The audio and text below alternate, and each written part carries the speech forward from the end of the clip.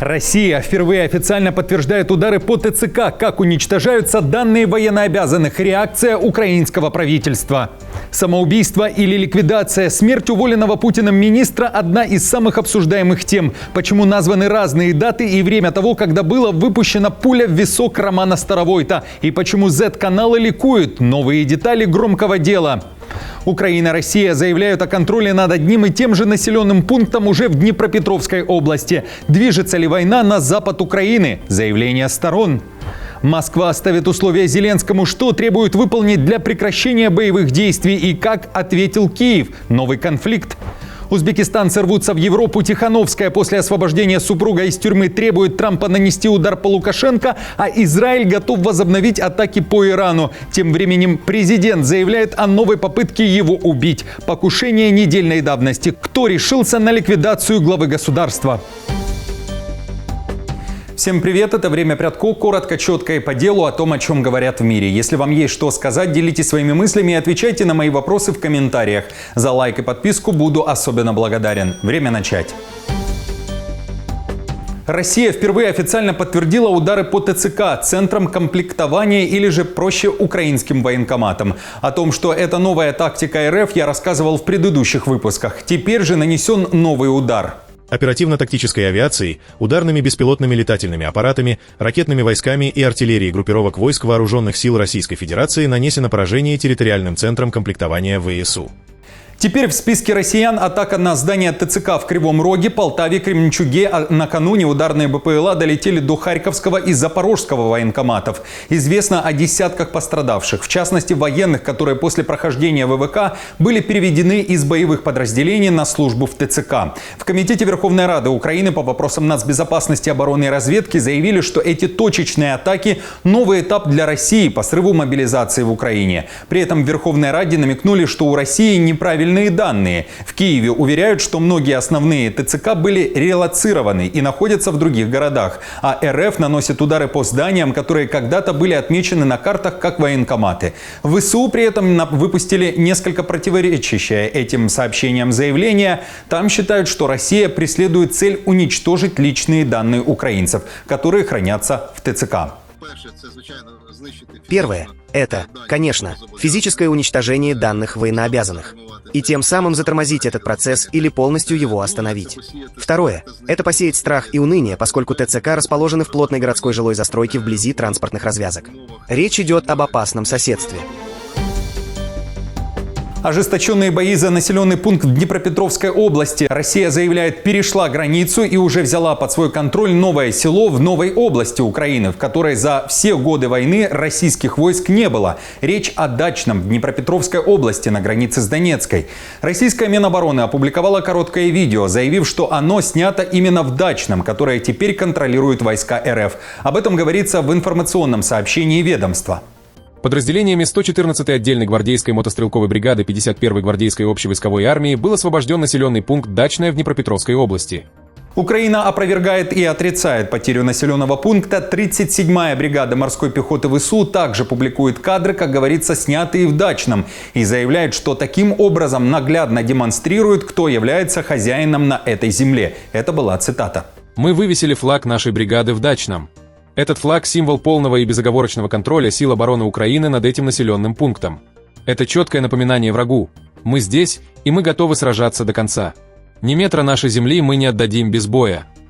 Отмечу, что мониторинговый канал Deep State, который ежедневно на интерактивной карте показывает изменения на линии фронта и часто первым публикует информацию о потере или же взятии населенных пунктов, не подтверждает, что Дачное контролируют россияне. Тем не менее, войска РФ близки к этому селу.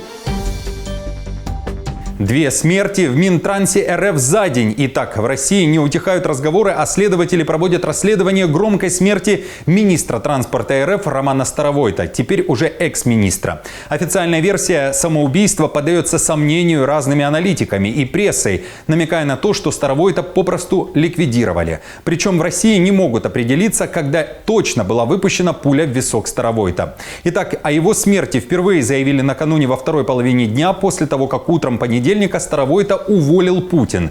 Тело нашли в парке в нескольких метрах от личного автомобиля «Тесла». Рядом с телом обнаружили огнестрельное оружие. Следком заявил, это суицид. С должности его сняли на фоне транспортного коллапса в России. После массированной атаки украинских дронов 5 и 6 июля аэропорта Москвы, Санкт-Петербурга и других регионов ввели временные ограничения на полеты. В результате многим пассажирам пришлось почти сутки провести в залах ожидания.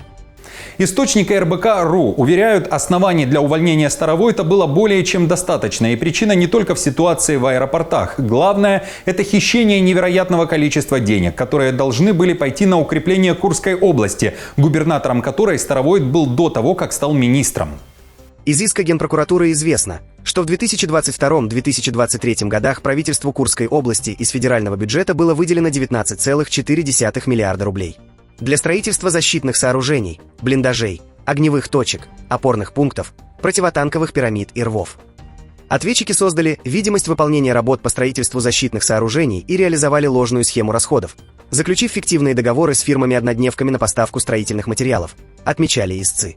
Итак, когда точно застрелился Старовойт, большой вопрос. Forbes со ссылкой на свои источники среди российских правоохранителей пишет, что Старовойт умер более суток назад, предположительно в ночь с субботы на воскресенье. Глава Комитета Госдумы по обороне Андрей Картополов выдал свою версию и сбил с толку, заявив, что суицид случился довольно давно. Это цитата. Утверждается, что 5 июля чиновник приехал на соревнования к своей дочери, где пробыл там менее часа и больше с родными на связь не выходил. Мэш при этом пишет, что Старовойт умер 7 июля около 11 утра после того, как побывал на работе.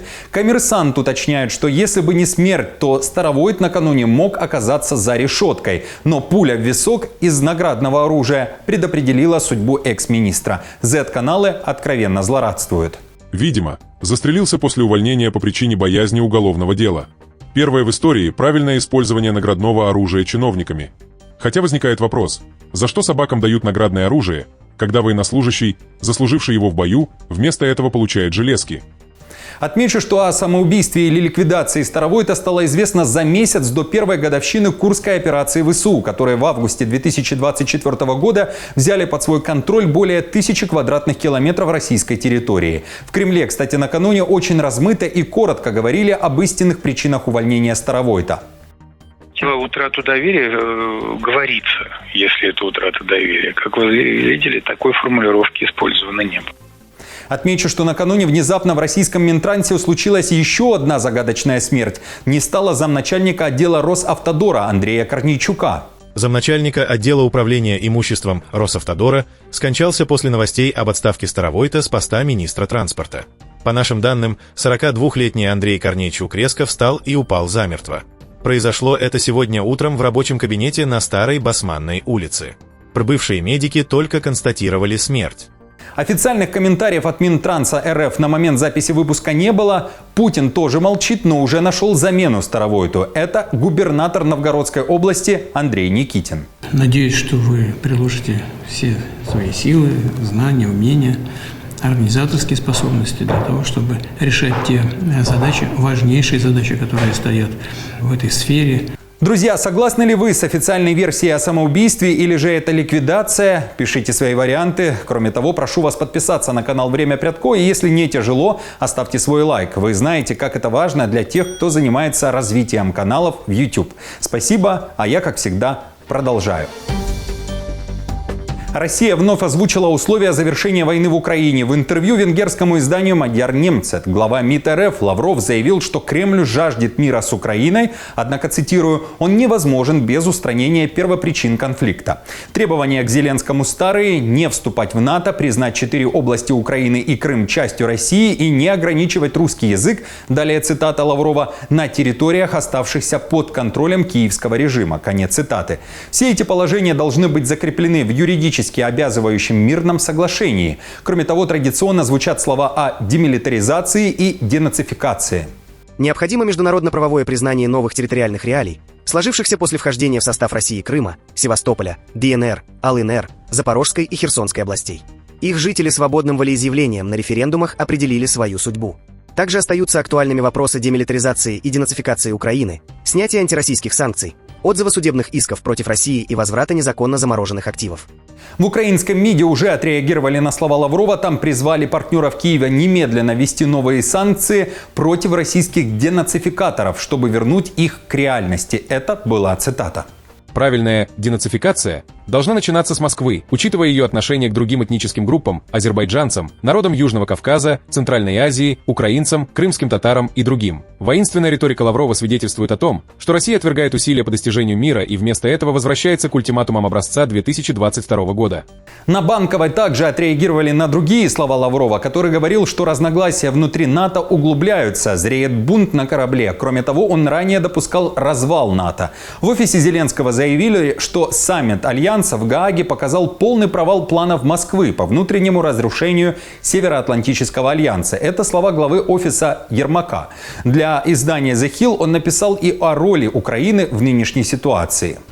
Даже не будучи членом НАТО и без участия войск Альянса, Украина уже давно самостоятельно реализует стратегическую концепцию НАТО по нейтрализации России как самой значительной и непосредственной угрозы безопасности союзников. «Вы среди друзей». Эта фраза неоднократно звучала в Гааге в адрес президента Украины Владимира Зеленского.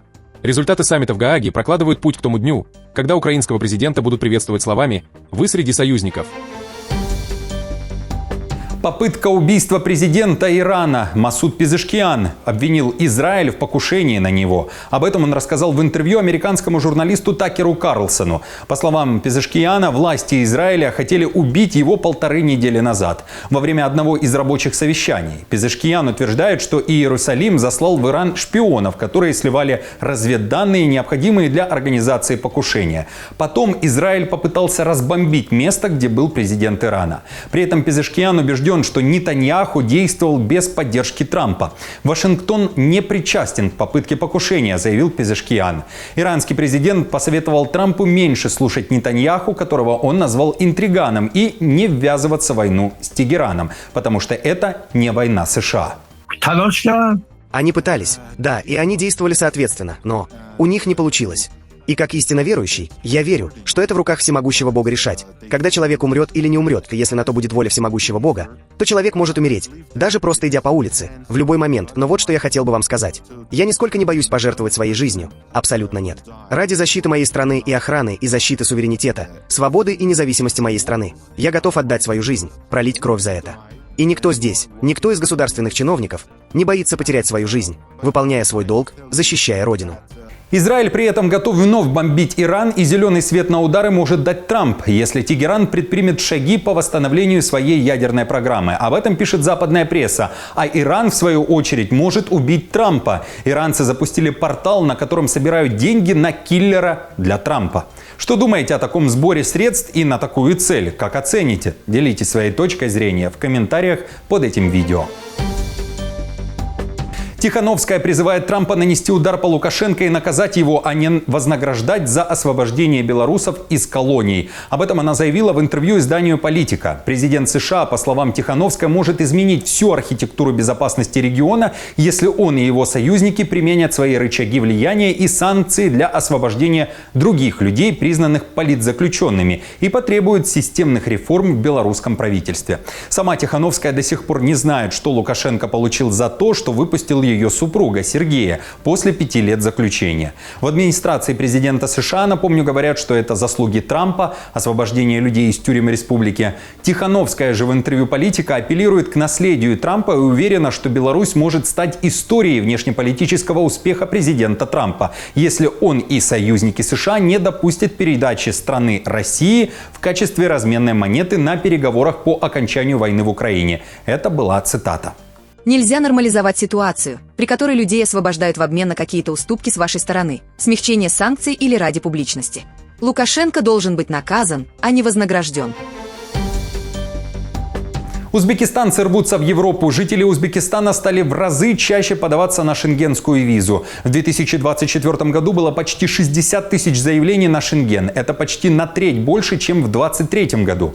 Показатель стал самым высоким за последнее десятилетие. Самые популярные европейские направления из Узбекистана – Германия, Франция, Италия и Болгария. Однако посольства стран ЕС далеко не всегда одобряют визы узбекистанцам. Польша оказалась самой закрытой. Диппредставительство этой страны отклоняет отклонили почти 70% заявлений на визу. С 2014 года узбекистанцы в общей сложности заплатили за шенгенские визы более 26 миллионов евро. В то же время в стране растет количество попрошаек, хотя сидеть с протянутой рукой на улицах Узбекистана запрещено законом.